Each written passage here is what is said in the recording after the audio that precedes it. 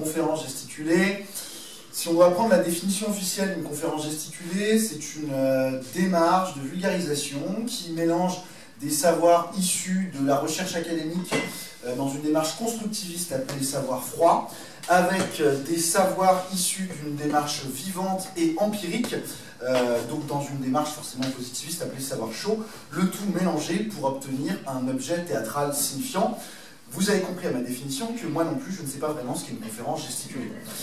Mais si je devais me donner une définition simple, en fait, c'est le but de faire passer un message, un savoir, une connaissance, en s'appuyant sur des expériences de vie, des passions, des vécus.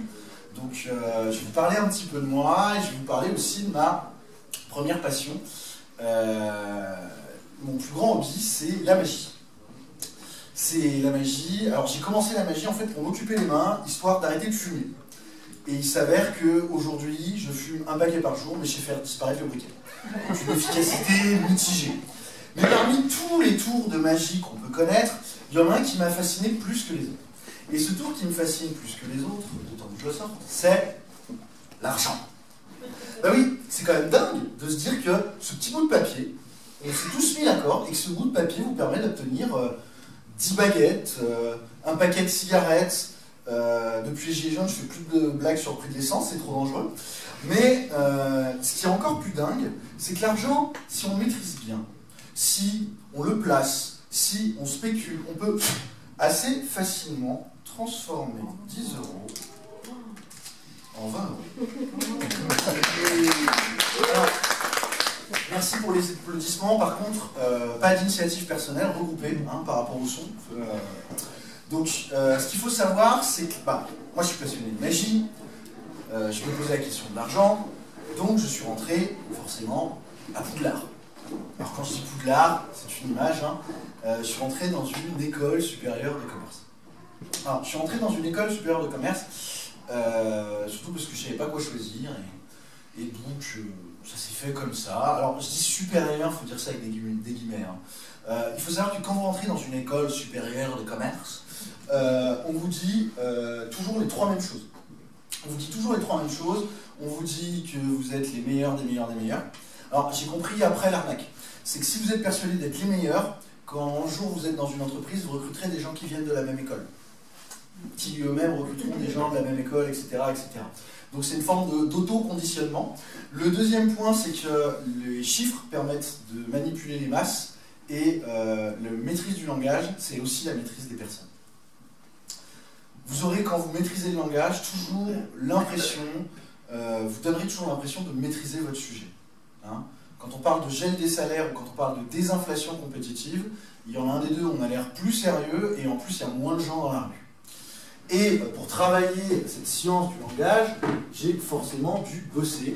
Et évidemment, il est où mon bouquin ? C'est bon, je l'ai.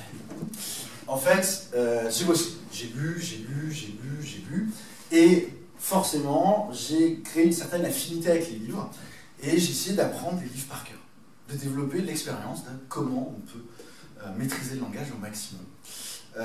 Alors, je voulais faire une petite expérience avec un livre. J'ai beaucoup hésité sur le choix du livre. Au départ, je prenais du Roland Barthes, mais je comprenais rien. Ensuite, j'ai pris 50 Shades of Grey, j'ai vomi. Donc, j'ai trouvé un entre-deux assez sympa. Je me suis mis sur. Je me suis remémoré la passion de ma mère. Ma mère a une passion pour les polars. Donc, j'ai pris un bon vieux polar. Est-ce que quelqu'un veut me tenir mon bon vieux polar? Un ou une volontaire? Alors, je vous laisse prendre le polar. Et surtout, vous ne regardez pas ce qu'il y a à l'intérieur pour l'instant. On va choisir une page, mais si je prends quelqu'un au hasard, on me dira évidemment que je triche, que je connais la personne, et qu'il y a, on va dire, des complices. Donc on va être sur un système de choix participatif de la page.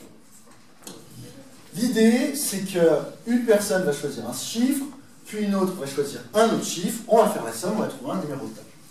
Donc, madame, est-ce que vous pouvez me donner un numéro entre 1 et 4? 2. On prend le 2, on supprime pour éviter que le dernier change tout en choisissant le numéro qu'il veut. Ensuite, madame, un chiffre. 5, 7, 8. 8. On voit une décision ferme et décidée. Madame, 11. Donc ensuite, donc 2 plus 8, 10. 10 et 11. 21 et 13. 34. Ne l'ouvrez pas le livre tout de suite. On va voir si j'ai bien bossé mon vocabulaire et si je maîtrise bien mon texte. Alors. Elle est blanche, la page? Bah, j'ai commencé à écrire dessus. Donc plus maintenant, mais... Elle est belle.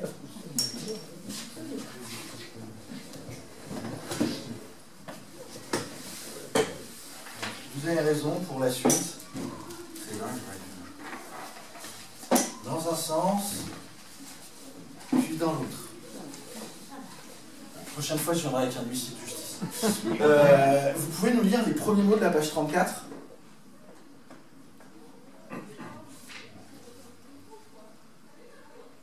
Tentative de suicide. Oh. Ça met l'ambiance tout de suite, hein? Oui. Alors, est-ce que vous avez trouvé l'arnaque ou pas? Ouais, j'ai la somme, et c'est toujours 34. La somme fera toujours 34.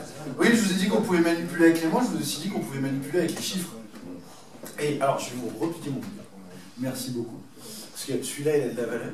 Je viens des bouquins qui ont un truc aussi gay que tentative de suicide à la page 34, c'est assez dur à trouver quand même. Mais on peut manipuler les gens aussi en maîtrisant les chiffres. Alors, on parle d'économie, on parle de chiffres, il y a un chiffre dont on parle tout le temps en économie. Je suis sûr que vous l'avez tous sur le bout des lèvres. Si jamais je vous dis, la France, pour aller mieux, doit tout faire pour renouer avec la croissance. La sacro-sainte croissance. Qui ici pense ou a déjà entendu que la croissance était nécessaire pour qu'un pays aille bien? Qui l'a déjà entendu quelque part, ça? Qui ne l'a pas entendu? On est d'accord. Tout le monde l'a entendu. Qui ici sait comment on calcule la croissance? Avec les accidents de la route. Entre autres. Donc voilà, on a 4 mains levées, donc on est bien d'accord que... Alors, en plus, on n'est pas sur le public moyen, on est sur des gens qui décident le jeudi soir d'aller dans une université populaire. Et pourtant, bah, tout le monde entend que la croissance est nécessaire, et il n'y a qu'un dixième des personnes qui savent ce que veut dire le mot croissance. Est-ce qu'il n'y a pas une arnaque là, à un moment là-dessus? Alors, d'où ça vient la croissance? La croissance, c'est d'abord la valeur ajoutée. Alors, la valeur ajoutée, c'est... Imaginons, vous êtes dans une boulangerie, la baguette est vendue 1 €, et la farine, plus l'eau, plus le levain, plus l'électricité du four, etc., vous coûte 30 centimes. La valeur ajoutée d'une baguette fait à peu près 70 centimes. 70 centimes. C'est bon pour tout le monde? Oui. Non, le travail n'est pas enlevé pour calculer la valeur ajoutée. On en reparlera après. Justement, la valeur ajoutée, elle est redistribuée entre plusieurs personnes. En fait, donc il y a 70 centimes de valeur ajoutée qui est fabriquée sur cette baguette. Une fois qu'on additionne la valeur ajoutée des baguettes, des pains au chocolat, des croissants, des suisses, de tout ce que fait la boulangerie, on obtient la valeur ajoutée de la boulangerie. Et une fois qu'on additionne la valeur ajoutée de toutes les boulangeries, de tous les magasins, de toutes les entreprises, de toutes les structures qui ont de la valeur ajoutée, on obtient le produit intérieur brut ou PIB. Alors, déjà, plusieurs choses à dire sur ce PIB. Premièrement, je pense qu'un certain nombre d'entre vous, on a tous entendu à la télé que la France est mal, que c'est pas bien, etc. Il faut savoir que le PIB de la France, il est classé 7e PIB mondial. Donc devant, il y a, pas forcément dans l'ordre, hein, Chine, États-Unis, Angleterre, Inde, Allemagne et Japon. Et c'est tout. Il y a à peu près 200 pays dans le monde. Vous vous dites, c'est qui ce rigolo? Il dit à peu près 200 pays. En fait, c'est pas si simple que ça de savoir combien il y a de pays dans le monde. Puisqu'il y a des zones où il y a litige. Je veux dire, Hong Kong, c'est un pays ou c'est pas un pays? La Palestine, c'est un pays ou c'est pas un pays? La Bretagne, c'est un pays ou c'est pas un pays? Donc il y a quand même des débats. Donc on va dire à peu près 200. Donc on est 7e sur 200. Et on n'aurait pas l'argent pour financer les retraites, on n'aurait pas l'argent pour s'occuper des hôpitaux. Attendez, si nous, on n'a pas les moyens, personne ne les a. Ça pose quand même des questions. Après, on peut se poser aussi des questions sur la pertinence de cet indicateur. Le PIB, il mesure la valeur ajoutée. Mais il mesure la valeur ajoutée qui est marchande. Une table. Vous achetez une table chez Ikea. Ikea vous vend la table 100 €. Ils ont consommé 40 € de bois, 60 € de valeur ajoutée. On est bon jusque-là ou pas? Ok. On a Cédric. Cédric, président de l'Université populaire, élu chasseur, qui sur son temps se dit bah, je vais couper du bois, je vais fabriquer une table chez moi. Valeur ajoutée créée par Cédric? Zéro. Que dalle. Alors que réellement, il a créé de la valeur. C'est juste que cette valeur, elle n'est pas mesurée. Donc en fait, une valeur ajoutée, elle est calculée seulement quand elle est dans un rapport marchand. Quand vous êtes sur une démarche associative, ce qu'on est en train de vivre ce soir. Quand vous êtes sur quelqu'un qui s'occupe de ses enfants, au lieu de prendre une nourrice, par exemple, c'est considéré comme une perte de valeur ajoutée. Le cynisme va tellement loin que maintenant, dans le calcul du PIB, d'après les normes européennes qu'on a gentiment suivies, on a compté l'économie souterraine. Ce qui veut dire qu'en fait, un jeune qui arrête le cannabis, c'est un drame pour l'économie. Jeunes gens, il faut arrêter de faire des tables vous-même. Achetez des tables chez Ikea. Ne faites plus l'amour à la maison. Allez chercher des professionnels. Pensez à la croissance. Pensez au PIB. Donc, c'est pas parce que quelque chose augmente le PIB qu'il est forcément positif. Alors, j'ai eu tout à l'heure l'exemple de l'accident de la route. Un accident de la route, c'est une super chose pour le PIB. Je veux dire, il faut réparer la voiture, ou même une voiture neuve, super. Peut-être que la route a été abîmée. Si la route a été abîmée, on appelle Bouygues. Bouygues qui facture pour réparer la route, etc., etc., etc. Donc, il y a des moments où on détruit quelque chose. Alors, le must du must, c'est la guerre. C'est génial. On fabrique des obus qu'on vend avec une marge pour détruire des bâtiments qu'il va falloir reconstruire derrière. Donc, ça crée de la croissance, une guerre, c'est pas pour autant que c'est une bonne nouvelle. Mais en plus de ça, je vous ai donné la définition du PIB, pas de la croissance. Alors, pour comprendre la croissance, c'est le taux d'évolution du PIB. On va prendre deux personnes. On va prendre Pierre et Marie. Marie, hein, oui. Pierre, en 2020, il se faisait 7 000 € par mois. Marie, en 2020, elle touchait 200 € par mois. En 2021, Pierre est toujours à 7 000 € par mois, alors que Marie est à 400 € par mois. Honnêtement, très honnêtement, là, qui ici préfère être Pierre? Ok, qui ici préfère être Marie? Bon, tous ceux qui ont répondu Pierre, vous êtes des moldus! Regardez, il a 0% de croissance. Il a la même richesse que l'année dernière, c'est la crise, mon bon monsieur. C'est la crise, on va jamais s'en sortir. Alors que Marie, c'est 100%, c'est la Chine. Oh, c'est bon, on est bien là. Donc, en fait, mesurer le taux d'évolution et non la richesse créée, c'est là qu'on se retrouve dans une vraie problématique. Donc, et puis, bon, quand on prend des chiffres qui ne veulent pas dire grand-chose pour prendre des décisions, eh ben, on ne fait pas forcément les bons choix. Et je vous parle de choix. Moi, j'ai jamais vraiment su faire de choix. C'est vraiment un truc, c'est l'angoisse pour moi. C'est l'angoisse parce que, je vais vous dire, je vais à la boulangerie, on me dit croissant ou pain au chocolat, ça dure 30 minutes. J'appelle ma famille, je demande, on a été sûr et tout, en termes de... Et toute ma scolarité, je l'ai fait par rapport à ça. C'est-à-dire que quand j'ai fini mon collège, on m'a dit tu veux aller où? Pro ou général? Bah, je sais pas, bah, général tu peux y aller, tu choisiras après. Général. Après ma seconde, on m'a dit tu veux faire quoi? Bac S, ES ou L? Bon, je sais pas. Bon bah S, c'est là où tu auras plus de choix après. Bac S.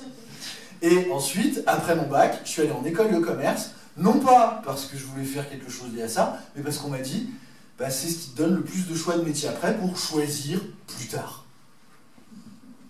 J'ai passé ma vie à essayer de choisir plus tard, et même dans mon métier après, j'ai choisi un truc pour choisir plus tard. Bon, on va faire une petite expérience avec vous sur les choix.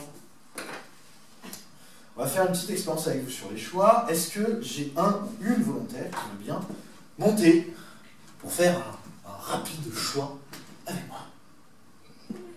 Vous allez tous y passer. Hein. Je veux dire, plus c'est rapide, moins c'est douloureux. Madame. Bon, on applaudit madame, merci beaucoup. Alors, vous pouvez rester debout, vous pouvez rester debout. Alors, question très simple. Donnez-moi un nombre entre 5 et 10. 7. Je touche à rien, on est d'accord? Vous prenez le jeu. Vous regardez la 7e carte et vous la montrez à tout le monde.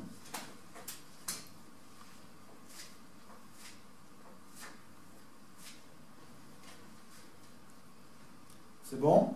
Ouais. Vous la reposez au-dessus du jeu. Et vous coupez. Ok. Donc on va tenter un truc. Vous allez couper où vous voulez. On est d'accord que si vous avez coupé sur la carte que vous avez choisie, alors j'ai rien fait, c'est un truc de dingue.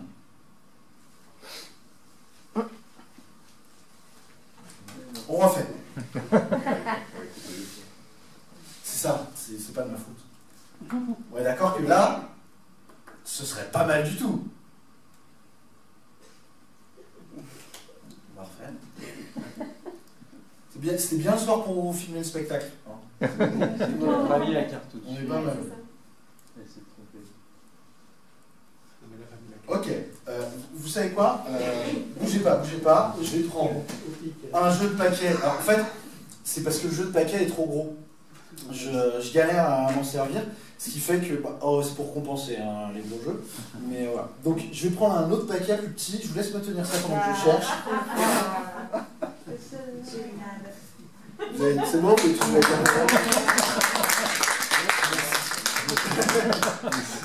je vais me faire frapper.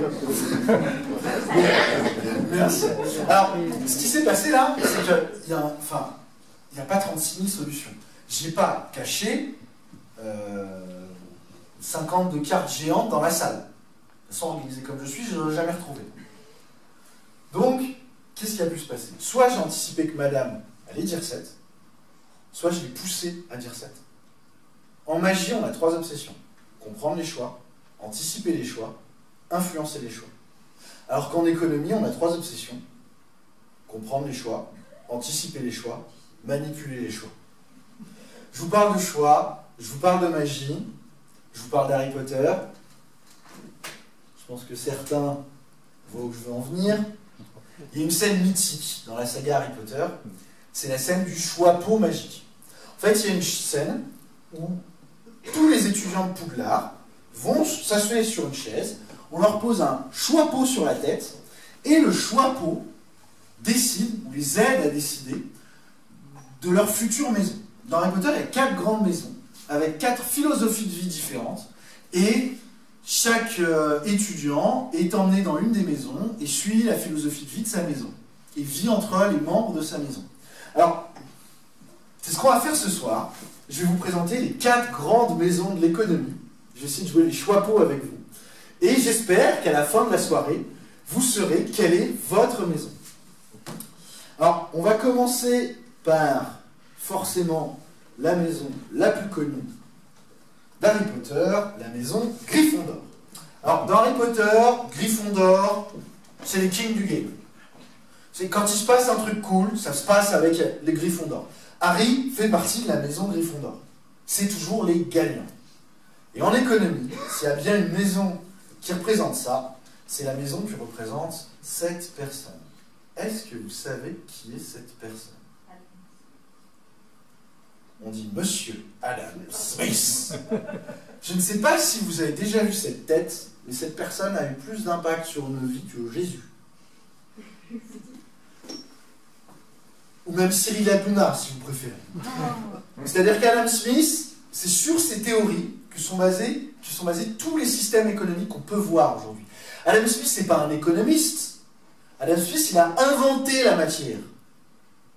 C'est un philosophe des Lumières, donc contemporain de tous ceux que vous pouvez connaître, qui pose les bases de l'économie avec quelques principes. Quelques principes qu'on va retrouver de façon assez récurrente. La théorie d'Adam Smith, je vais vous l'expliquer avec les citrons. L'idée d'Adam Smith, c'est, bon, imaginons on a un citron. Le citron vaut 1 €. Ok? Tout le monde veut boire des mojitos. Donc on veut acheter plus de citron. Que va faire le prix du citron? Il va monter. Si le prix du citron monte, les producteurs d'oranges, de mandarines, etc. vont arrêter de faire de l'orange et de la mandarine pour fabriquer des Citron. Et donc on a plus de citron. Ce qui fait que le prix du citron On va baisser. redescend. Et si jamais tout le monde arrête de boire des mojitos pour se mettre à l'apérol spritz, eh ben, le prix du citron va baisser, les producteurs de citron vont arrêter de faire des citrons pour commencer à produire des oranges. Oui, ce spectacle nécessite un petit peu d'alcoolisme pour connaître les compositions de cocktails. Mais cette idée, c'est qu'en fait, le prix régule les choses. Le prix régule les choses, ce qui amène plusieurs conséquences. La première, c'est que pourquoi ce système marche? C'est parce que les producteurs de citron ou d'orange veulent se faire un maximum d'argent. Donc Adam Smith nous dit, c'est bien d'être égoïste. Adam Smith, pour reprendre cette phrase, il nous dit en fait que c'est la somme des intérêts individuels qui permettent l'intérêt collectif. Et qu'en fait, d'après Adam Smith, si vous faites un maximum d'argent, c'est que vous êtes utile à la société. C'est l'indicateur qui mesure. Alors, en école de commerce, on était tous griffons d'or. Quand on nous dit, si vous faites de l'argent, vous êtes utile, génial. Comme ça, on n'a pas de questions à se poser, pas de problématiques éthiques, ça roule tout seul, tout droit, et c'est pas plus mal. Et moi, j'ai fait un boulot suite à ça, justement parce que je ne savais pas faire de choix, j'étais briseur de ménage économique. Alors, c'est quoi un briseur de ménage économique? En fait, j'étais chasseur de tête. C'est-à-dire que, par exemple, LVMH nous appelait, nous disait, on a besoin d'un nouveau directeur commercial, et on allait piquer celui de L'Oréal pour aller chez LVMH. Et je dis briseur de ménage économique parce que, en fait, tout le décorum ressemblait beaucoup à de l'adultère. On s'appelait, je l'appelais pour lui proposer un poste, il me disait, oh, bouge pas, je ferme la porte pour que mon employeur ne nous entende pas. On se donnait des rendez-vous dans des bars d'hôtel entre midi et 2 ou juste le soir après son travail pour que personne ne soit au courant et qu'on puisse discuter de son futur poste. Alors nous on avait d'autres arguments, c'était l'argent plus qu'autre chose, mais ça fonctionnait. Et puis moi, théorie d'Adam Smith, je me dis, si ça rapporte de l'argent, c'est qu'on est utile. Utile, je sais pas à quoi, mais c'est qu'on est utile. Forcément ça rapporte. Oui, parce que l'idée, c'est que quand un cabinet prend quelqu'un pour aller dans une autre boîte, la boîte qui le recrute donne au cabinet 20% de son salaire annuel. Donc, avec des sommes comme ça, on est forcément utile. Mais honnêtement, moi j'ai commencé ce boulot, l'utilité sociale, j'en avais rien à faire. Moi c'était surtout que ça avait de la gueule. On était dans une petite rue, perpendiculaire aux Champs-Élysées, rue du Mont-d'Urville, un ancien hôtel particulier haussmannien avec des grosses moulures comme ça. Une moquette super épaisse, Open San Pellegrino, Nescafé pour tout le monde. On recevait des gens qui venaient de grandes études, donc forcément on avait l'impression d'être important. Et moi tout de suite, en plus, voilà, quoi, je viens de la classe moyenne, on reverra ce que veut dire ce mot plus tard, classe moyenne, mais j'étais vachement impressionné par ce qui se passait. Et je me disais en plus que je n'étais pas forcément légitime. Mais j'ai pu avoir une certaine forme de légitimité dans ce milieu, parce que j'ai eu un coup de bol social. Je suis tombé à la loterie de Bourdieu. Un coup de bol sociologique. Ce coup de bol sociologique, c'est mon prénom. Je m'appelle Béranger. Alors, quand j'étais gamin, Béranger, tout le monde se foutait de ma gueule. Béranger, t'es complètement dérangé, Béranger le boulanger, etc. Jusqu'au bac, voilà. En études supérieures, quand je suis rentré en école de commerce, j'ai commencé à croiser d'autres Bérangers. Et quand je me suis retrouvé en cabinet de recrutement, il y a de plus en plus de gens qui savaient d'autres Bérangers. Et en fait, sans même le savoir, j'avais un prénom de grand bourgeois. Et ils pensaient que j'étais des leurs. Ils me disaient, ah, ça va toi? T'as fait quel rallye quand t'étais jeune? Alors je sais pas si vous savez ce que c'est qu'un rallye. Le principe du rallye, comment expliquer ça? En fait, si vous faites partie d'une famille de la grande bourgeoisie, vous êtes censé organiser au moins une soirée par fille que vous avez, pour inviter tous les gens du même milieu que vous, enfin tous les jeunes de ce milieu-là, entre leurs 16 et 19 ans à peu près, pour qu'ils dansent le rock ensemble, qu'ils se rapprochent, et puis faire de la fusion-acquisition, quoi. C'est-à-dire qu'on est sur, en fait, on est sur l'organisation de reproduction. On se touche plus à l'élevage qu'à la soirée entre jeunes. Mais en tout cas, voilà, parce qu'en fait, sur mon prénom, il y a deux explications. Il y a une explication officielle et officieuse. Quand on me demandait d'où venait Béranger, je dis bah, bien sûr, Béranger, c'est une référence au personnage récurrent du chef du théâtre absurde, Eugène Ionesco, qui, dans chacune de ses pièces, place un Béranger. Celui qui fait passer ses principes et son autonomie avant son confort personnel, comme on peut le voir dans Rhinocéros ou Le Roi se meurt. La version officieuse, c'est que ma mère est tombée amoureuse d'un troubadour dans un téléfilm allemand du dimanche après-midi. Je suis passé à ça de m'appeler Gunther, en fait.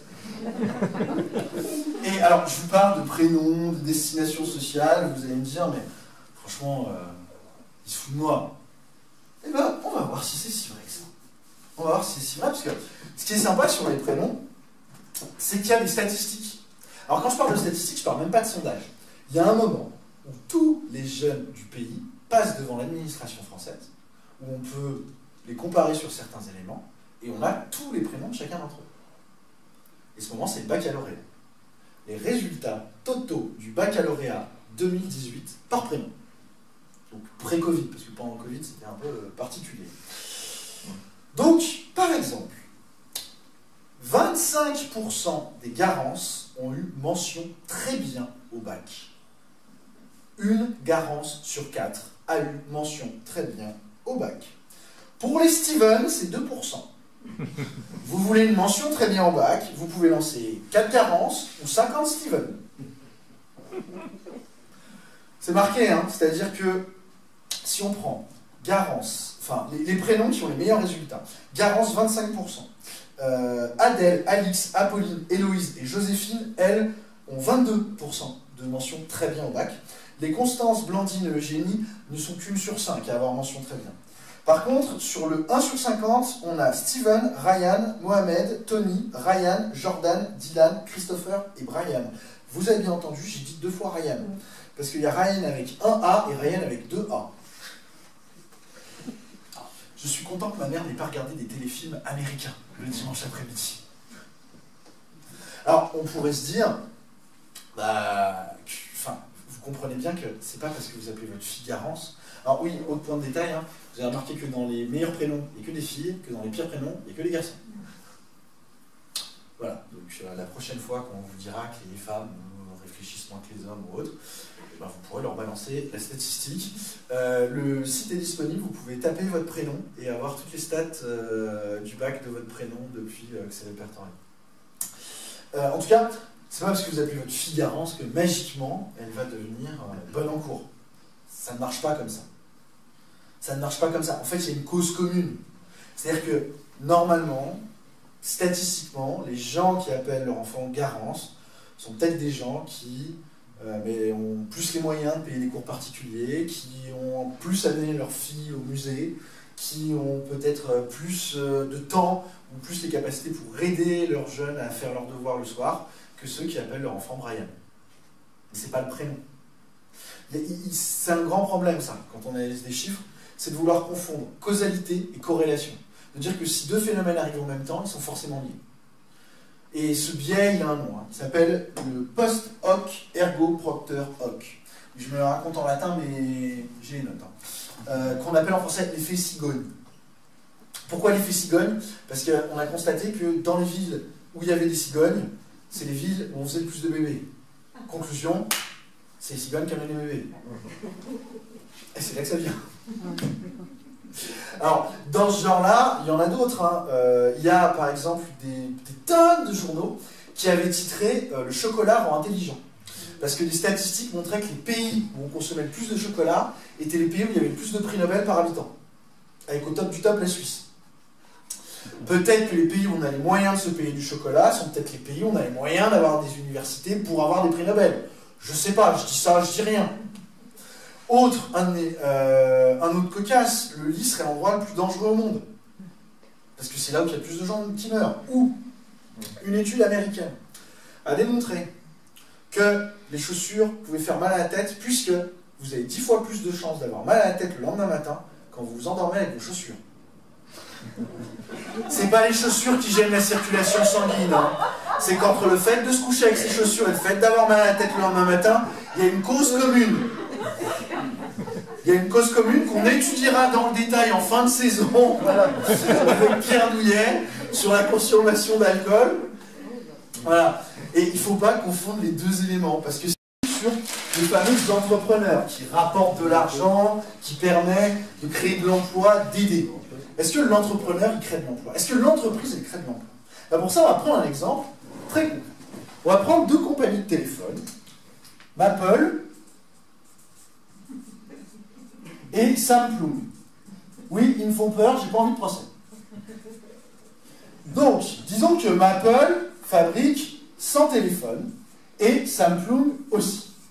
Et que pour ça, ils ont besoin de 100 salariés, les deux entreprises. L'année d'après, Maple fait de la publicité, arrive à mieux produire moins cher, plus vite, et Maple finit par vendre 150 téléphones. Et pour ça, ils ont besoin de 120 salariés. Alors, à votre avis, est-ce que Samplung continue à vendre 100 téléphones à ce moment-là? Non, moins. Oui, alors, tout bêtement, hein, imaginons que le prix du lit soit divisé par 4 demain. Vous stockez combien de matelas chez vous? Si le prix du papier toilette descend, est-ce que vous allez plus aux toilettes? Il y a un moment, même si le prix baisse, même si on produit pour moins cher, il y a des besoins, on n'a besoin que d'un téléphone. Donc Samplung, ils vont vendre seulement 50 téléphones, et donc ils auront besoin que de 50 salariés. Donc, pendant que Maple dit, vous vous rendez compte, on est passé de 100 à 120, on a créé 20 emplois, et bien en fait, ils n'ont pas créé 20 emplois, ils en ont détruit 30. Oui, mais il y a plein de gens, ils ont 2 téléphones, et puis il y a les enfants, maintenant, ils ont des téléphones, du coup, la demande augmente. La demande augmente, mais là je parle pour une demande constante. Après, on verra sur l'histoire de la demande qui augmente, etc. C'est dans la 4e leçon, 6 heures de la suite. Mais ce que je veux dire, c'est qu'en fait, la problématique, c'est la demande. C'est pas la production. Et quand vous produisez mieux, de façon plus efficace, plus efficiente même, vous ne créez pas de l'emploi. Et l'entreprise, en fait, en investissant, elle ne crée pas de l'emploi. Elle crée de la concentration. L'exemple typique, Paul. Une entreprise comme Paul, on pourrait se dire qu'elle crée des dizaines de milliers d'emplois partout dans le monde. Sauf que si on regarde les gens qui travaillent dans les boulangeries avant, après l'arrivée de Paul, il y a moins de gens qui travaillent dans les boulangeries après l'arrivée de Paul. Ils ont industrialisé le système. Je ne sais pas si vous savez, Paul, le principe, c'est qu'il y a des grandes usines qui vont livrer les pains au chocolat, les croissants, les baguettes au magasin le matin. Les magasins font chauffer et ils vous vendent ça. Donc, Paul, en augmentant son effectif, n'a pas créé de l'emploi. Alors attention, hein, je ne suis pas en train de vous dire que les entreprises, c'est mal, etc. Je dis juste que quand on vous dit l'argument crée des emplois, non. Ils peuvent créer de la valeur, ils peuvent créer des produits plus performants, ils peuvent créer beaucoup de choses, mais si une entreprise augmente sa taille, avant de se dire que l'entreprise a créé des emplois, il faut regarder si d'un point de vue global, il y a plus d'emplois sur le secteur ou s'il y a moins d'emplois sur le secteur. C'est ça que j'essaie de transmettre. Alors, ça me fait penser à un autre point, parce que je vous dis ça. Là, la création d'emplois, des richesses, etc. Bon, moi j'étais à fond sur mon premier métier de chasseur de tête, on créait de l'argent, et puis évidemment, et j'ai quand même commencé à me poser des questions. Et j'ai quitté ce boulot. Pas seulement pour des raisons éthiques, mais tout simplement parce qu'un jour on m'a dit si tu continues comme ça, tu peux devenir partenaire du cabinet. Et le simple fait de me voir 20 ans de plus là-bas, j'ai eu une crise d'angoisse. Je me suis dit, je suis pas fait pour ça. Parce qu'au départ, chasseur de tête, c'était pas parce que ça me plaisait, c'était toujours ma stratégie de choix. Je me dis, je vais devenir recruteur, je vais rencontrer plein de gens qui font plein de métiers différents, je vais trouver un gars, je vais dire, je veux faire la même chose que lui, et je vais aller faire le même boulot que lui. Ça n'est pas arrivé. Mais je suis quand même parti. Je suis parti, mais il m'est resté 2-3 trucs de cette époque. D'abord, un amour assez bizarre des costumes, puisque je continue à en porter même dans des contextes qui ne sont pas adaptés à ça, comme là, ou même dans le travail où c'est plus vraiment une nécessité. Une addiction à la San Pellegrino que j'essaie de traiter. Et aussi un réflexe. Un réflexe que j'ai gardé, quand je croise de nouvelles personnes, j'ai toujours envie de leur poser les 3 mêmes questions. Tu fais quoi dans la vie? T'es sûr que tu veux pas changer? Tu touches combien? Oui, parce que nous on dit tu touches combien, c'était un levier quoi. Mais, après tout, pas savoir, enfin, pas communiquer sur son salaire. Parce que honnêtement c'est très mal vu, hein, de demander aux gens combien ils gagnent, c'est un peu un tabou partout. Il Vous savez, ça profite à qui, le fait qu'on ne se pose pas de questions les uns sur les autres sur combien on gagne? À ceux qui payent. À ceux qui payent. Il faut savoir qu'en fait, vous arrivez sur le marché du travail, nous arrivons sur le marché du travail, on ne sait pas exactement combien on vaut. On ne sait pas exactement qui gagne combien. Par contre, je vous assure que l'entreprise, elle sait exactement quelles sont les moyennes, quelles sont les C'est donc statistiques. mieux de communiquer. Quoi? C'est donc mieux de communiquer. Ben, c'est carrément mieux de communiquer. On prend un exemple. Vous avez Nadine et Stéphanie, elles travaillent ensemble. Imaginons que Nadine et Stéphanie font le même boulot, qu'il y en a une qui touche 2500 €, l'autre 1500 €. Si elles ne parlent pas, celle qui touche 1500 €, je vous assure, elle va rester au même salaire pendant 20 ans. Si jamais elles parlent de leur salaire à la machine à café, je vous assure que Stéphanie, dans la minute, elle est dans le bureau du patron. Hein. En tant que recruteur, j'ai vu beaucoup de gens. J'ai souvent demandé leur salaire aux personnes, même systématiquement. Il y a des gens qui en parlaient sans pudeur, il y a des gens qui étaient un peu gênés par le sujet. Mais pourquoi justement ça m'a toujours... Pourquoi? Ben, je pense que ça peut être culturel. C'est Ça peut être culturel. culturel. C'est idiot. Ça peut être culturel. Ça Là, on les tombe sur la dessert sociologie et l'histoire, ça sort de mon domaine de Ça les dessert compétences. carrément et personne ne veut l'accepter. Voilà, ça sort de mon domaine. À mon avis, il y a des mécanismes psychologiques, sociologiques, culturels, historiques. Aux États-Unis, ils aiment bien parler de leur salaire, par exemple. Oui, effectivement. Je gagne 1500 $ par semaine. Effectivement. Mais Bah, après, quand on ne veut pas le dire, c'est qu'on a quelque chose à cacher, je pense. On n'est pas fier de quelque chose ou... Non? Je sais pas, c'est des usages. En tout cas, Bah, ça laisse penser ça. tout ça pour dire que on se retrouve dans des situations où on ne sait pas forcément où on est positionné. Et on peut se retrouver sous-payé. Moi, j'ai déjà vu un cas dans une entreprise, dont je ne citerai pas le nom, IBM, où il y avait deux commerciaux qui faisaient le même boulot, qui faisaient le même chiffre d'affaires. Il y en a un qui touchait 80 000 € l'année, l'autre qui touchait 30 000 € l'année, sur le même poste. Il faut savoir que quand j'ai vu les deux en entretien, il y en a un, quand je lui ai parlé du salaire, il m'a dit « je veux tant », et l'autre m'a dit, elle m'a dit Oui, comme par hasard. « vous pensez que je mérite combien ?» Les démarches ne sont pas les mêmes. Et il y en a un des deux qui passait son temps à demander à ses collègues combien il touchait, et dès qu'il y avait un collègue qui touchait plus que lui, il se posait la question si c'était justifié ou pas, et si après c'était pas justifié, Donc il demandait c'était plus ta compétence. l'augmentation. Bah, c'est pas qu'une question, non, c'est pas qu'une question de compétence, c'est une question de valeur. C'est-à-dire que sur notre histoire de citron, là, le prix du citron à 1 € qui descend, qui baisse, qui produit, si personne ne sait quel est le prix du citron, et s'il n'y a que les producteurs de citron qui connaissent la valeur du citron, Non, mais on finit par se faire enfler. celui-là, il savait mieux se vendre. Oui. Alors, bon, c'est pas celui-là, c'est celui-là. Alors, c'est le moment un petit peu douloureux du spectacle, parce qu'on parle toujours notamment de la fameuse classe moyenne. Et ben, vous allez savoir là si vous êtes dans la classe moyenne ou pas. Je ne vais pas vous demander quels sont vos salaires. Par contre, est-ce que vous avez, alors, pareil, hein, moi j'ai des anti-sèches, à votre avis, à quel moment on est aux 50%? Il y a 50% des travailleurs salariés qui touchent plus que vous, 50% des travailleurs salariés qui touchent moins que vous. Il est où 50%? Salaire médian Salaire médian. 2002. Non. Alors 1780, c'était celui de 2017. Les SAU étaient 1780. 1940 €. À 1940 €, il y a autant de gens qui touchent plus que vous que de gens qui touchent moins que vous. Dans la catégorie salarié temps complet, parce qu'il y a aussi tout, les retraités, les étudiants, les gens à temps partiel, etc. etc. 30%. À quel moment vous êtes dans les 30%? Il y a 30% des salariés qui touchent moins que vous, 70% qui touchent plus que vous. À quel moment vous êtes dans les classes populaires? C'est pas péjoratif. Ah, ça t'en touche le Ségur. Ouais.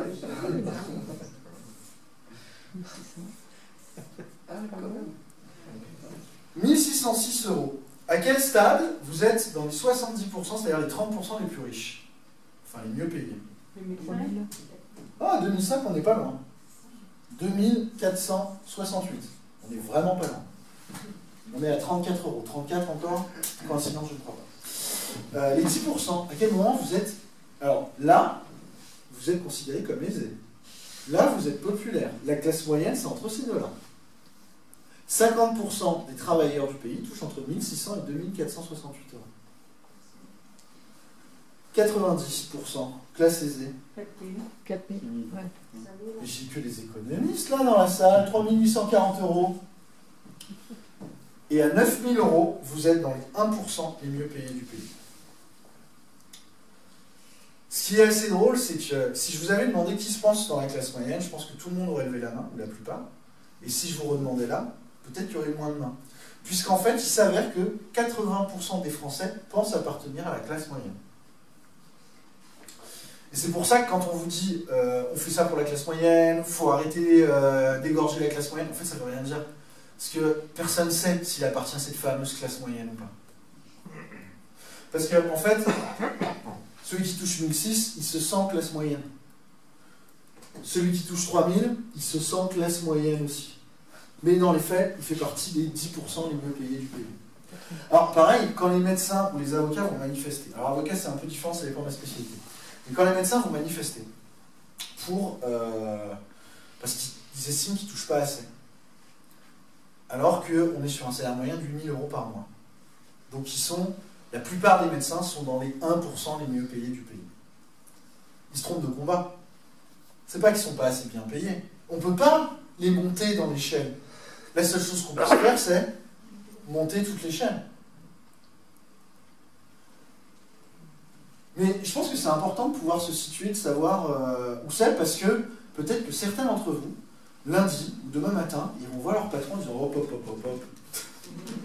Je vois le travail que je fais. Oui, parce que finalement, entre celui qui sait combien il coûte et combien il rapporte, et celui qui ne se pose pas la question, il y en a un qui forcément a plus d'éléments pour négocier et obtenir ce qu'on lui doit de droit.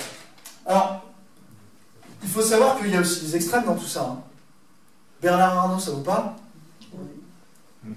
Bernard Arnault, fortune de 180 milliards. Si Bernard Arnault était un pays, il serait 54e entre le Qatar et l'Algérie. J'ai essayé de calculer en SMIC, ça ne rentrait pas sur la calculette en année de SMIC. Et ça nous amène donc à la deuxième maison. Ça nous amène à cette deuxième maison, la maison de la tempérance, la maison de la logique dans Harry Potter, Serdaigle. Serdaigle, c'est les intellos, c'est les calmes, c'est les types qui réfléchissent. Serdaigle, c'est ceux qui dirigent les bibliothèques dans le monde d'Harry Potter, littéralement. Et si on devait avoir un équivalent en économie, cette tempérance, ce serait Monsieur Keynes, les keynésiens. Monsieur Keynes, il parle d'un postulat qu'on peut partager ou pas, mais qui a le mérite d'essayer de mettre tout le monde d'accord. En fait, ce que Keynes nous dit, c'est le capitalisme, ça ne marche pas toujours. L'économie libérale, ça ne marche pas toujours. Mais il y a des inégalités. Pourquoi on ne se dirait pas, on laisse le libéralisme fonctionner et on corrige derrière? Et en fait, Keynes, toute sa stratégie, c'est le système de réduction des inégalités a posteriori par l'impôt. Keynes, c'est les sociodémocrates. Keynes, c'est l'aile libérale du Parti socialiste, pour vous donner un ordre d'idée. Keynes, c'est pas un gauchiste en fait. C'est pas un gauchiste. Quand on disait lui qu'il était socialiste, parce que c'est le Parti socialiste actuel, mais quand on disait qu'il était socialiste, il partait dans tous les sens. Alors il faut savoir que par contre, ce gars-là, d'un point de vue social, était très rock'n'roll sur sa vie. Hein.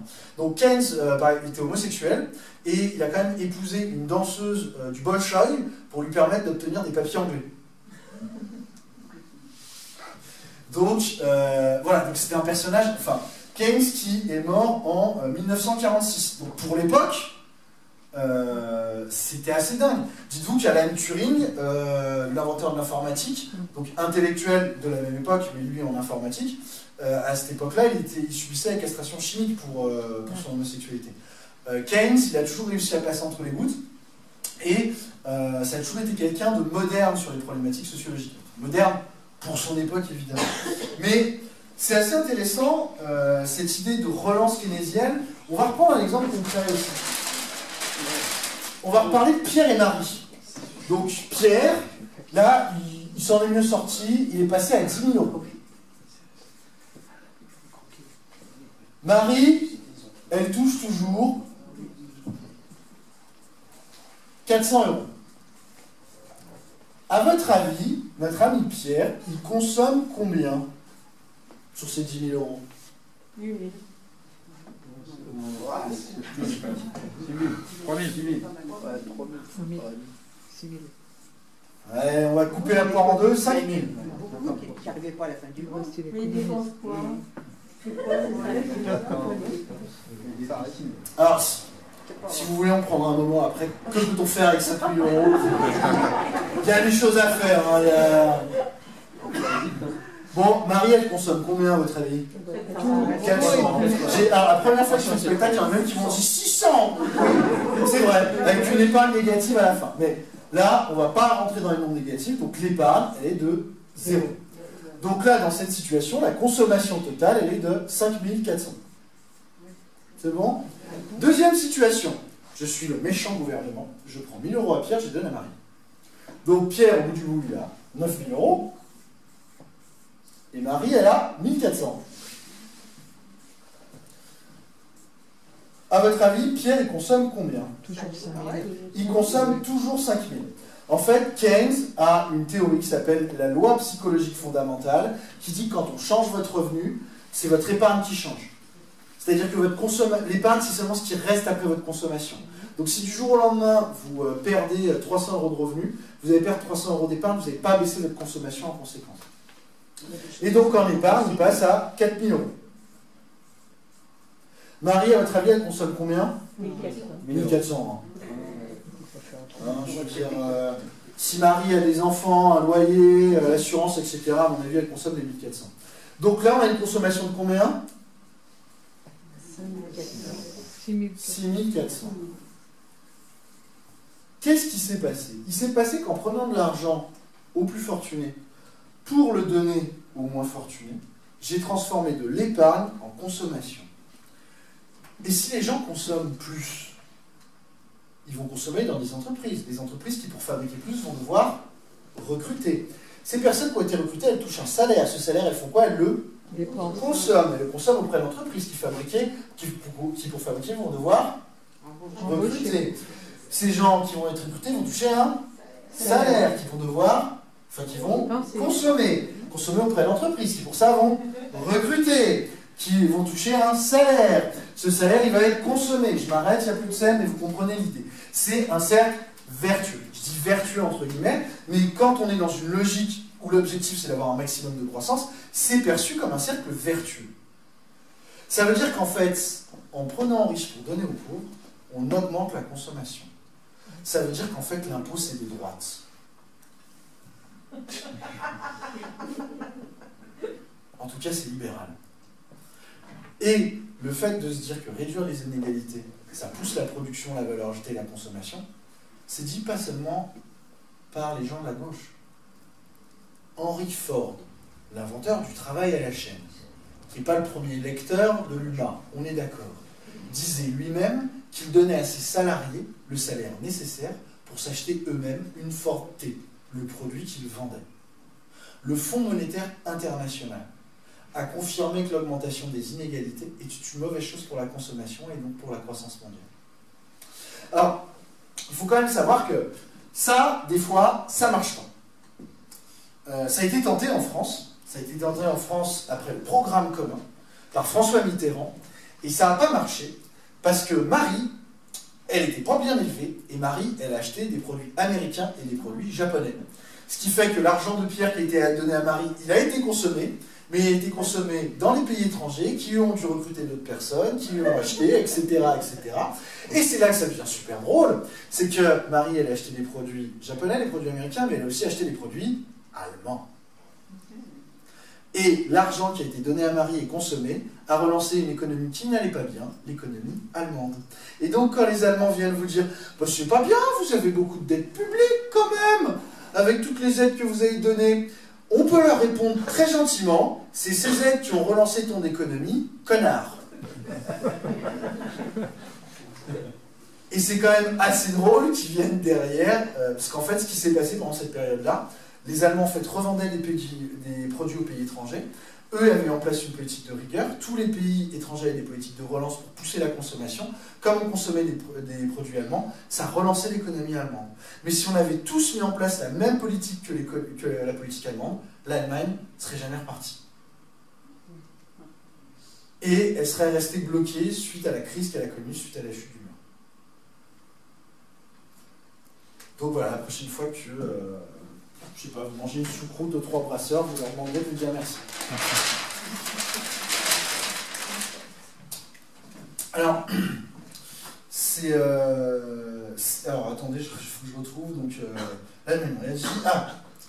Et alors Keynes, il nous parle de ça, de la répartition. Mais il y a aussi une autre logique complètement différente, c'est individu ou collectif.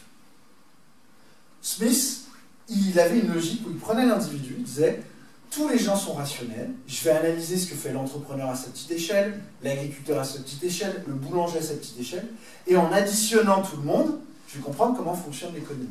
Keynes, lui, il pense que c'est grande masse. En fait, Smith, il parle du chômeur, Keynes, il parle du chômage. Vous voyez l'idée ou pas?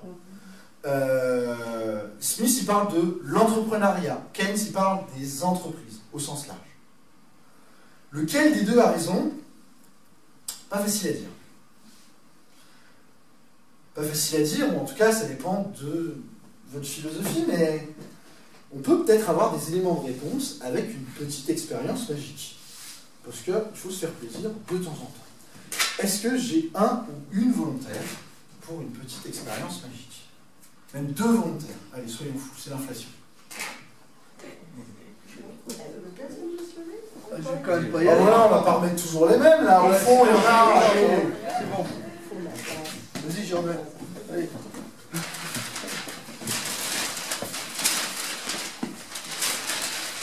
Alors, bougez pas.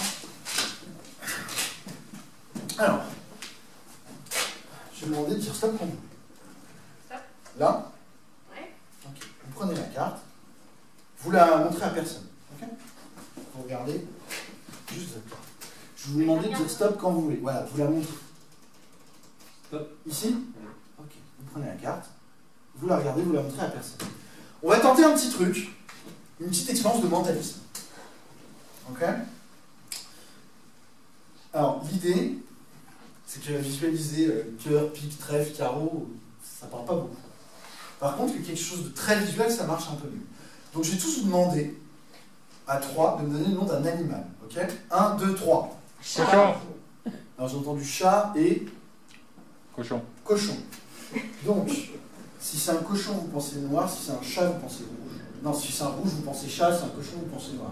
Voilà, et c'est drôle parce que quand je m'enlève les pinceaux, on a réfléchi. Et quand je vois à quel moment elle a réfléchi. Donc, c'était chat, c'était une carte rouge, c'est ça? Oui. C'est ça? Merci. Allez, on va essayer plus dur. On va essayer de trouver quelle couleur c'est. Est-ce que c'est cœur, pique, carreau, trèfle? Et pour trouver la couleur, je vais vous demander à tous de me donner une couleur. Alors attention, une vraie couleur. Hein. Prune, taupe, auburn, j'en veux pas, je suis pas Valérie Damido. Alors là, tous, parce qu'il m'en faut au moins 4. 1, 2, 3. Alors, j'ai entendu. Le blanc, le bleu. Si jamais il y a 2 E à bleu. Bon. Le rouge Le vert. et le vert. Alors, en fait, l'astuce, elle est toute bête là. En fait, il faut regarder où il regarde sur le tableau. Ben, la personne qui a la carte, et c'était du trèfle, c'est ça? Alors attendez, ça va plus loin. Vous avez une feuille là, juste là, avec une prédiction, parce que tout était prévu depuis le début, dans une enveloppe. Oh bébert, tu me dégoûtes. Vous pouvez ouvrir l'enveloppe et regarder ce qu'il y a dedans. Il n'y a rien dans l'enveloppe? Ah. Regarde dans la boîte. Alors, regardez dans la boîte. Qu'est-ce qu'il y a dans la boîte? Ouvert. Non. Là, plus gros, oui. Bah oui, blanc et chat. Un chat blanc. Un petit chat blanc. Merci, Africa. Merci beaucoup. Alors, merci. Alors, en fait, ce chat, il s'appelle Herbert Simon, qui est le prix Nobel, enfin Herbert, en fait il s'appelle Herbert Simon, mon petit chat, c'est une référence à Herbert Simon, le premier prix Nobel d'économie à avoir mis la psychologie dans l'économie. Et donc justement, à dire que Smith avait tort, il ne faut pas penser en termes d'individus, il faut penser en termes de groupes, mais il faut aussi penser en termes de groupes qui sont irrationnels. Et je sais les deux questions que vous posez. Oui, je donne des noms de prix Nobel à toutes mes peluches, et oui, je suis suivi pour ça. Mais c'est assez intéressant voilà, de se dire qu'il y a du collectif, et c'est toujours une démarche collective qui prime. C'est toujours une démarche collective qui prime, et on peut même prendre un exemple. Parce que si le système de Smith marchait, si c'était l'individu qui pouvait changer les choses, on pourrait avoir un individu exceptionnel qui changerait le système. Une entreprise qui fonctionnerait différemment des autres. Bah pour tester l'expérience, on va prendre nos courses. Est-ce que vous connaissez cette marque? Oui. Innocent. Alors Innocent, c'est ils ont vulgarisé le smoothie. Le principe c'est que c'est des jus de fruits où il n'y a que du fruit dedans. C'est quand Innocent est sorti que j'ai compris qu'il n'y avait pas que du fruit dans les jus de fruits classiques. Ils font des petites blagues aussi. Au lieu de dire manger 5 fruits et légumes frais, ils disent les carottes c'est trop cool ou pensez à offrir ça aux amis. Enfin, il y a une vraie ambiance. Ils ont développé une production bio, une production qui respecte les producteurs. Donc ce sont des gens éthiques, qui avaient des vrais principes, qui ont voulu changer les choses et qui ont été vendus à Coca-Cola. Michel et Augustin. Ça vous parle, Michel et Augustin? Michel et Augustin, c'est deux gars qui s'appelaient Michel et Augustin. Il y en a un qui était au marketing d'Air France, l'autre qui était dans la finance d'une grande banque. Ils en avaient marre de faire des boulots qui n'avaient pas de sens. Donc, ils se sont dit, on va créer le guide de la baguette de Paris. Tous les week-ends, ils visitaient toutes les boulangeries de Paris pour noter toutes les baguettes. Et puis après, une fois que vous connaissez toutes les boulangeries de Paris, le week-end, dans leur foule, ils faisaient des petits sablés qu'ils allaient vendre aux boulangeries. Puis ensuite, ils ont créé leur propre entreprise pour être vraiment connectés. Et chez Michel et Augustin, pour rentrer, le directeur commercial, le directeur marketing, tout le monde a un CAP, ils ont le choix, boulanger ou pâtissier. Et ils payent le CAP pour que chaque personne, à chaque étape, connaisse le produit et soit connectée au réel qu'il y a derrière. Pour faire des choses qui sont bonnes. Et ils font aussi des petites blagues sur les paquets. Et ils avaient des vrais principes. Et ils ne voulaient pas lâcher, sauf Adam. Ben Jerry's. Ben et Jerry's. Alors Ben et Jerry's, c'est deux gars qui s'appelaient Ben et Jerry, qui étaient un peu dans le même délire que Michel et Augustin. Ils faisaient de la glace. C'est les plus gros concurrents d'Haagen-Dazs, grosse machine, et puis eux, éthique, pareil. Dans leur entreprise, toute personne avait le droit de prendre une année sabbatique si c'était pour une raison humanitaire. Vous aviez tous, mais tout le monde, le technicien de surface, le commercial, c'était un droit chez eux. Vous pouviez, à partir de 3 ans, je crois, d'ancienneté, vous pouviez partir 1 an pour une œuvre humanitaire. Ils ont développé l'herbe pour que les vaches pètent moins. Puisque le pet de vache est responsable, je crois, de 2% des gaz à effet de serre. Je ne sais pas s'ils ont fait ça pour la blague ou pour la planète, mais je trouve que ça fait un peu les deux. Il y a eu un financement de Bernie Sanders par Ben & Jerry's aussi. Parce qu'ils pensaient que c'était une personne qui avait une autre problématique éthique. Les salariés étaient consultés pour les décisions. Les salariés avaient une part du bénéfice, jusqu'au jour où ils ont vendu à Unilever, responsable de la mort des orang-outans. Body Shop, j'ai pas le papier, parce qu'en fait c'est un spectacle à petit budget, et j'ai pas les moyens de m'acheter des cosmétiques Body Shop. Mais Body Shop, c'est une entreprise qui a été les premiers à dire on ne teste pas les cosmétiques sur les animaux, on fait du... alors ils appelaient pas ça comme ça à l'époque, mais c'est les ancêtres du body positive, de dire on va aider les femmes, principalement à cette époque, à se sentir belles telles qu'elles sont, et pas à rentrer dans des démarches de beauté artificielle, etc. Donc il y avait vraiment quelque chose de bio, de sain, et puis L'Oréal est arrivé, ils ont vendu la boîte. Donc voilà, est-ce qu'un individu seul peut changer les choses? Je pense que c'est plutôt une logique de système en fait. Peut-être que Keynes avait raison sur Smith. Mais des fois il y a des individus qui lâchent pas, qui tiennent toute leur vie. Et pour ça, j'ai envie de vous parler de M. Trigano. Vous avez déjà entendu parler de M. Trigano? Oui. Ça, c'est super générationnel comme moment. Parce que, voilà, quand j'en parle aux gens de ma génération, je dis, c'est qui ce gars et tout. Trigano, c'est le cofondateur du Club Med. Alors, laissez-moi vous raconter l'histoire de la création du Club Med. Instant père question. Parce que c'est mignon comme tout. On a deux gars qui se rencontrent. Il y en a un, c'est un vendeur de tentes de camping. L'autre, son métier, c'est de créer des camps pour aider les personnes qui... Alors, moi j'ai lâché la force, genre il y a deux raisons d'être prof, juin et juillet, c'est un prof qui rentre dans un bar, il manque de bière, dépression, manière, alcoolisme. Non, mais... Et puis d'ailleurs, on m'est tombé dessus. On m'est tombé dessus parce que justement, je rapportais pas assez d'argent, j'étais plus utile, vu que j'étais pas là pour faire de l'argent. Donc j'étais dans la pire maison qui soit, tellement pire que j'ai perdu la tête du gars qui va avec. Voilà, il faut meubler. Alors, il est là. Il est là. On m'a accusé d'être dans la pire maison qui soit, celle qui ne veut pas participer à la croissance, Serpentard. Dans Harry Potter, Serpentard, c'est les méchants. Leur symbole, c'est un serpent, ils ont des sorts de mort. Les deux Serpentards les plus connus, c'est deux personnes pour essayer d'organiser des génocides. Grosse ambiance. La maison Serpentard en économie, celle qui fait peur à tout le monde. Dès qu'on en parle, les gens disent « Oh non, mon Dieu, pas ça !» C'est la maison très dangereuse, qui est dirigée par le dangereux Voldemort. Ce gars-là, même quand BFM fait un documentaire sur ce gars, ils nous sortent des trucs du genre « Malgré le grand danger que représente cet homme, sa théorie nous permet de comprendre la crise actuelle. » Vous vous rendez compte un peu? C'est-à-dire que le gars, c'était pas un dissident politique ou quoi que ce soit, c'était un type qui analysait. Alors j'ai failli dire économiste, mais il était économiste, philosophe, sociologue, historien, enfin je peux pas faire toute la liste tellement il a fait de choses ce garçon. Mais il avait cette logique-là, il avait cette logique de tout analyser et d'essayer de donner une autre vision du monde. Et cette autre vision du monde sur la partie économique, alors il y a beaucoup de choses qu'on pourrait dire sur sa vision économique, mais il y a un point. Il y a un point qui peut tout dire, qui résume beaucoup de choses sur le travail de Karl Marx.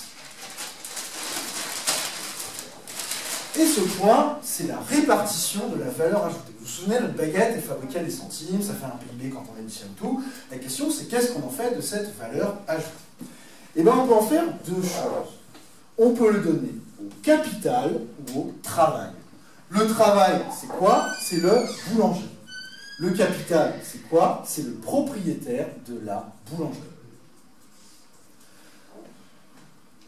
Donc, il y a une partie de l'argent qui va à celui qui a la boulangerie, une partie à celui qui fait la baguette. Aujourd'hui, la répartition est d'à peu près 60% contre 40%.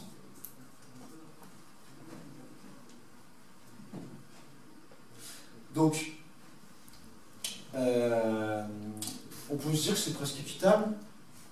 Non. Après, il n'y a pas exactement le même nombre de monde dans des deux côtés du camembert. Si vous allez dans le groupe Auchan, il y a 39 000 salariés et une famille d'actionnaires. Moi, je préfère être de ce côté-là, à choisir, comme ça, à froid. En sachant qu'en plus, ce qui se passe sur cette répartition-là, c'est qu'ils sont de moins en moins nombreux et ils ont de plus en plus d'argent. Il faut savoir qu'il y a une étude Oxfam qui disait que les 8 personnes les plus riches du monde détenaient autant que la moitié la plus pauvre du monde. Donc 8, donc en fait ça rentre dans un multiple là, quoi. Je sais pas si vous visualisez un peu le truc. Donc, mais en tout cas, faut pas dire que c'est gentil ou méchant, parce que évidemment le propriétaire de la boulangerie il en veut de plus en plus. C'est normal. Je veux dire, vous dites à un type, l'argent il va dans ta poche ou dans celle d'à côté, il va dire dans ma poche. Et le travailleur il veut que ça aille où? Dans sa poche à lui. Donc les travailleurs ils veulent que le camembert il fasse comme ça. Les propriétaires veulent que le camembert fasse comme ça. Mais comment s'appelle ce combat pour la lutte des classes?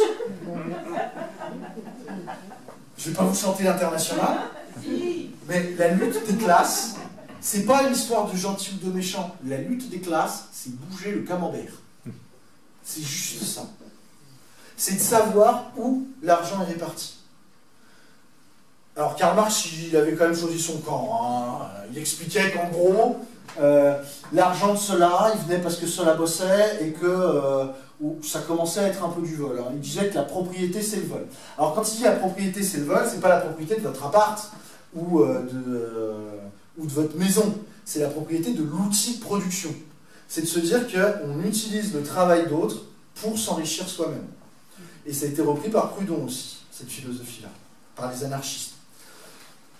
Donc, c'est vrai que c'est quand même un peu particulier parce que si vous avez, je sais pas moi, 1 million d'euros et que vous les placez à 4%, donc le placement tranquille sera un tout doux, hein, pas de risque. Hein.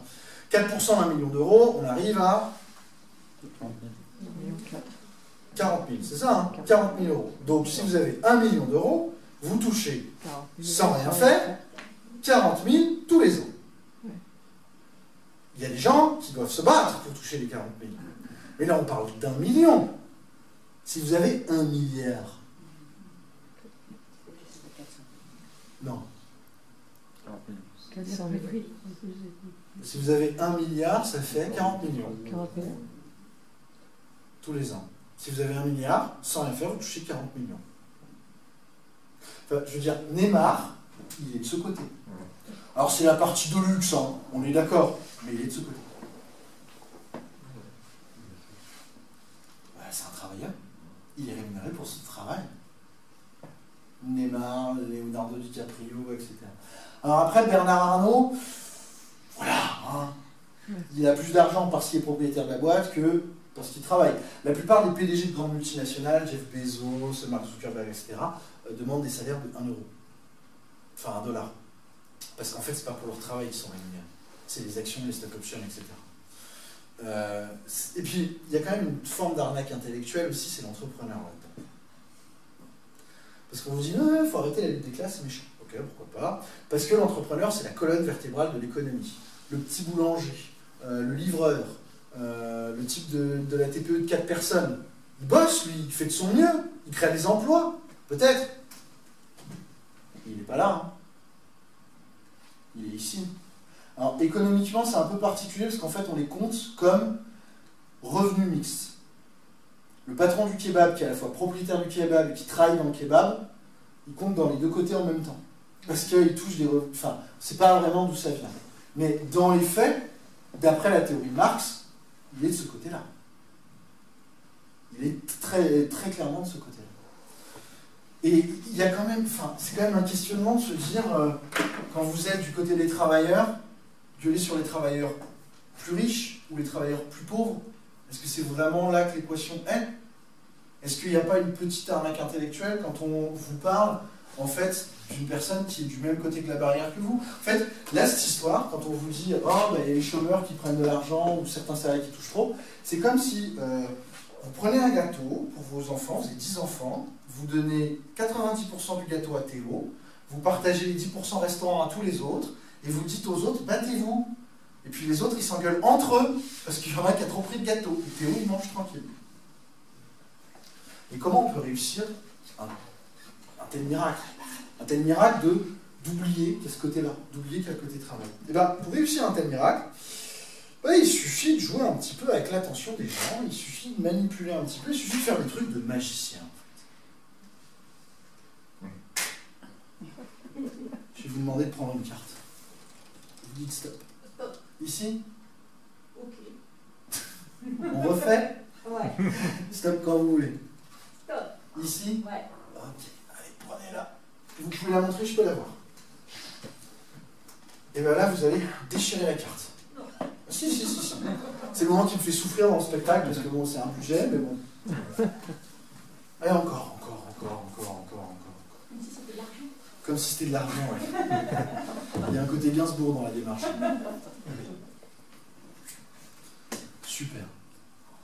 Alors, je vous rends un dernier morceau et je vais essayer de faire disparaître ça. Alors, comment faire disparaître ça?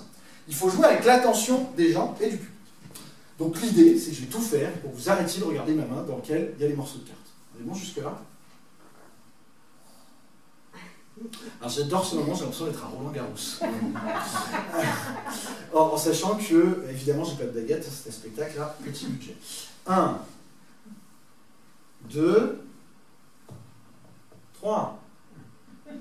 Je sais, c'est débile comme balle, mais ça marche bien, on joue avec l'attention des gens. Et donc, forcément, en fait, le truc, c'est que quand je vous montre ça, forcément, le reste disparaît, quoi. Regardez les chômeurs, regardez les immigrés, oh, il est où le code du travail? Et la meilleure astuce, c'est quand même quand je vous montre le stylo, et donc vous avez l'impression que je vous donne le truc, forcément je peux faire ce que je veux avec ma main gauche. C'est la vieille technique de « oui, j'ai engagé ma femme, mais nous n'avons qu'un seul compte au Crédit Agricole de Sablé-sur-Sarthe ». Alors, il y a quand même une convention en magie. Hein. La convention, c'est que quand on perd quelque chose, quand on fait disparaître quelque chose, il faut forcément le retrouver. Et donc, pour cela, il me faut un peu de matériel. Je vais vous demander de choisir un citron. Celui-là, votre gauche, ma gauche, celui-là. On est d'accord?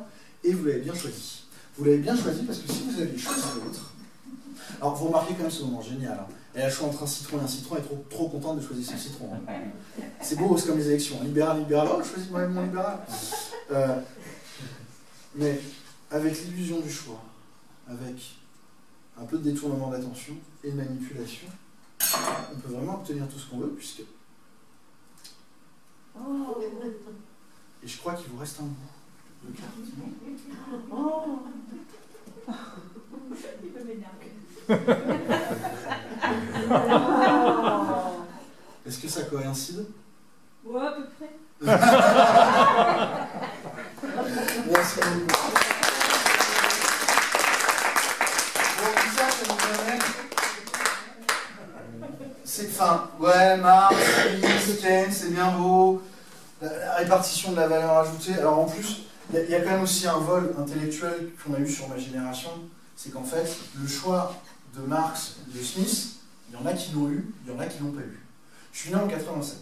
Donc quand est tombé le mur de Berlin, je suis pas allé chez Castelot acheter des parpaings, j'avais 2 ans. Donc en fait, ce qui s'est passé, c'est qu'on nous a toujours dit, bah, il y a 2 systèmes qui existaient, il y en a un qui a marché, on a choisi l'autre, donc il n'y a pas de possibilité.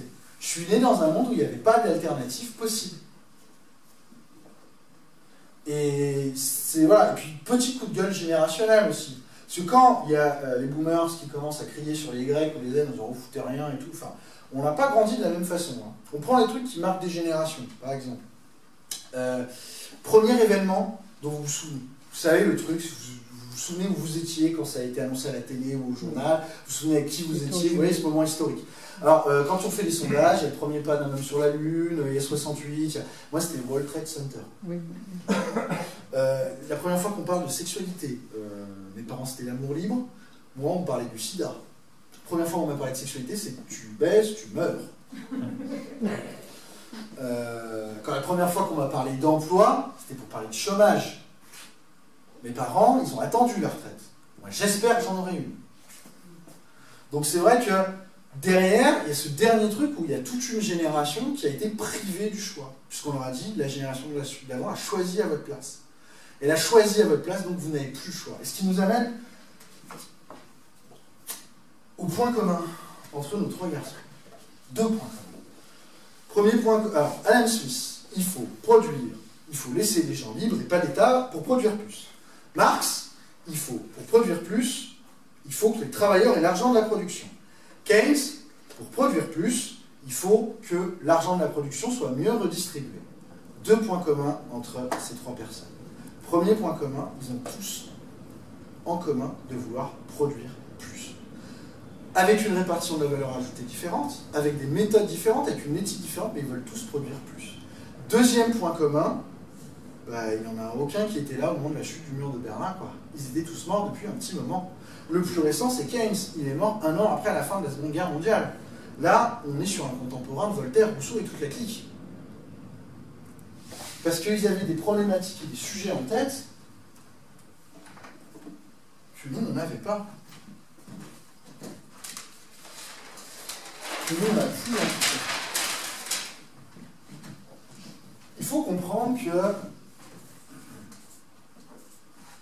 on est dans une autre époque, une autre mentalité. La production, elle augmente comme ça, de façon linéaire. Et on a des gens qui font des enfants, qui font des enfants, qui font des enfants, et donc la natalité, elle augmente de façon exponentielle. Le problème, c'est qu'on va arriver un jour là, dans leur tête. Ce moment où il y a tellement de bouches à nourrir qu'on ne peut pas produire assez pour les nourrir.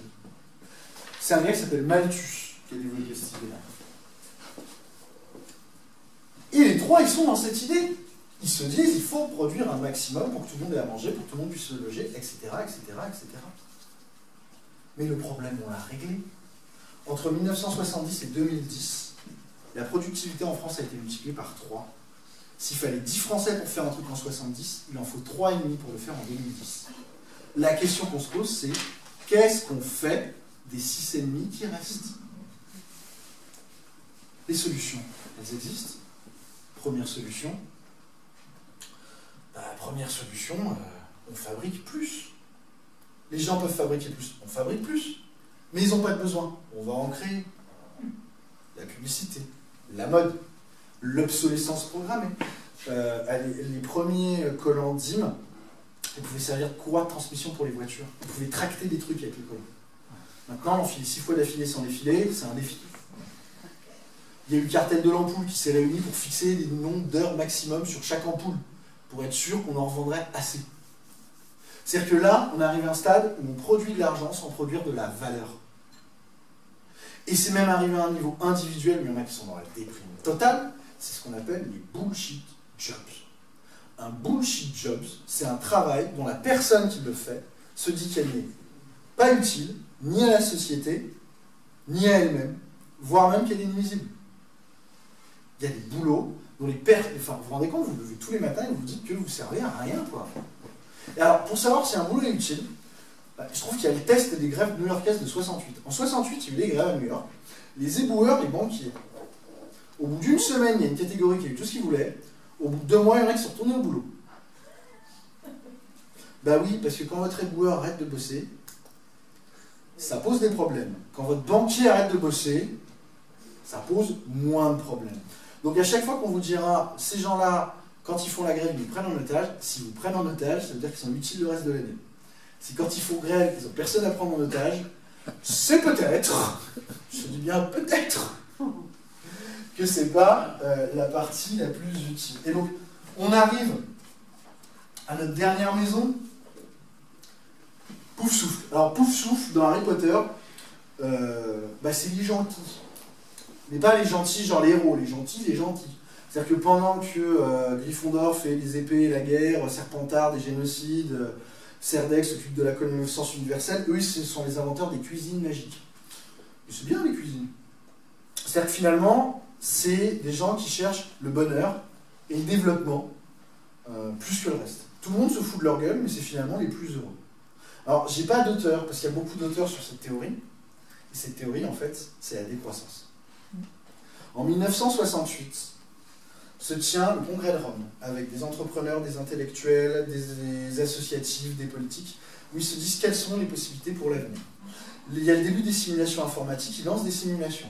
Il y a notamment 11 simulations qui sont lancées. Sur les 11, il y en a 2 qui finissent par l'extinction de l'humanité, 9 qui finissent autrement. Donc, il s'avère qu'on a revérifié les simulations dernièrement, il n'y en a que 2 sur les 11 qui sont crédibles. Je vous laisse deviner lesquelles. 4 ans plus tard, en 1972, est pondu un papier basé sur les écrits du Club de Rome qui utilise pour la première fois le mot décroissance. Et ce mot décroissance, il peut être très mal interprété. Décroissance, ça ne veut pas dire qu'on diminue la production. Décroissance, ça veut dire que la croissance n'est plus l'objectif. En fait, je me suis cassé la tête sur la définition de la décroissance, et c'est grâce à l'hip-hop. On avait croisé Henri Sterdignac qui était venu nous voir, c'est un des chefs de file des économistes atterrés, donc un gars qui pèse un peu dans le game, hein. Et je lui ai demandé clairement comment vous définissez des croissances. Il dit c'est très simple, c'est une augmentation du bonheur qui n'est pas liée à l'augmentation de la production. Et finalement c'est ça. C'est pas mal. C'est Cédric qui fabrique sa table et qu'on n'a rien à foutre d'augmenter le PIB. C'est les gens qui passent du temps avec leurs enfants, qui se font eux-mêmes à manger, quel que soit l'impact du PIB. C'est de se dire que même si un accident de voiture, ça augmente le PIB, pas d'accident de voiture, c'est quand même un peu mieux, quoi. Mais par contre, des fois, c'est des choix un petit peu radicaux. Allez, un dernier petit tour pour vous illustrer la décroissance. Un tour rapide, simple, efficace. 2 tours rapides, simples, efficaces, pour vous montrer un petit peu comment fonctionne la décroissance. Premier tour. Simple, rapide, efficace. Je vous dis stop quand vous voulez. Vous prenez une carte. Je vous dis stop. Là. Vous prenez la carte, vous la regardez, vous la montrez pas. Je peux deviner avec la carte, on peut faire des trucs de mentalisme avec des chats en plus, mais tout ça c'est compliqué. Il y a plus simple. La carte qui n'est pas ici, elle est dans sa main. 2 de carreau. C'est bien ça? Merci. Autre méthode, simple, rapide, efficace. Je vous laisse prendre le livre, vous prenez la page que vous voulez, et vous lisez le paragraphe qui commence sur la page, c'est-à-dire pas tout en haut, le paragraphe qui commence sur la page. Donc, je vous laisse me lire un paragraphe, je prends une feuille blanche, je vais montrer à tout le monde qu'elle est blanche, parce qu'ici, il y a les... voilà, feuille blanche, allez-y.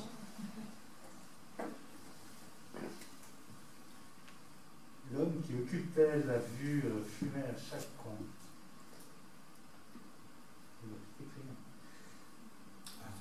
L'homme qui occultait la vue... Attendez. Fumait à chaque coin. L'usine. Non, ça va, attendez. Oui, l'usine, pardon.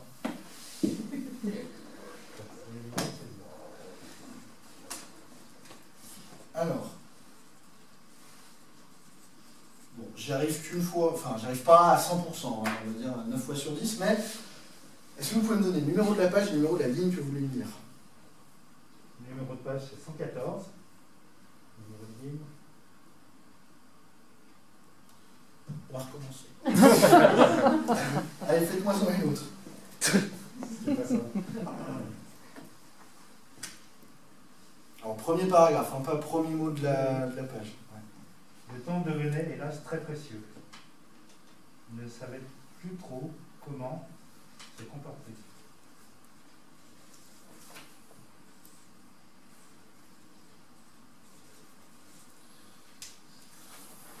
On va tenter. Quelle page, quelle ligne? 132. 8. Bon.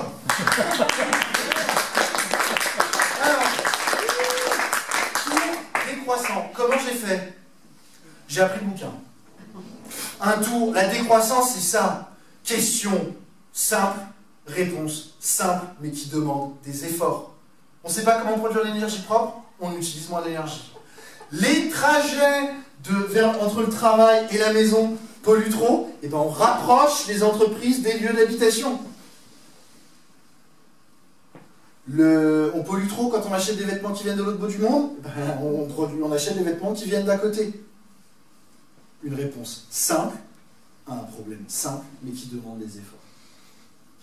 Et finalement, cette décroissance, elle permet une autre vision du monde. Elle permet de voir les choses autrement avec les problématiques actuelles. Smith, Marx, Keynes ont posé des solutions efficaces par rapport à la problématique de leur temps. Il faut bien comprendre que quand Smith dit « il faut être égoïste, il faut produire un maximum », c'est un moment où on n'arrive pas à nourrir la totalité de la population mondiale. Aujourd'hui, il y a un tiers de ce qu'on fabrique en termes de nourriture qui est jeté. Aujourd'hui, on est capable de nourrir 12 milliards d'êtres humains, alors qu'on n'est pas 12 milliards, et il y a pourtant des gens qui meurent de faim.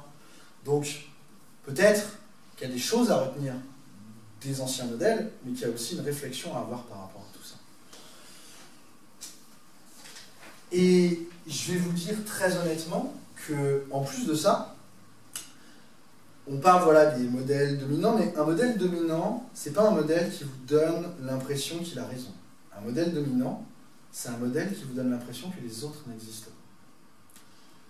J'espère que ce soir, vous avez peut-être trouvé votre maison, ou alors, au moins, que vous aurez vu qu'il en existe au moins 4. Il y en a d'autres aussi, des subdivisions de subdivisions, mais en tout cas, vous savez qu'il y a plusieurs possibilités qui existent.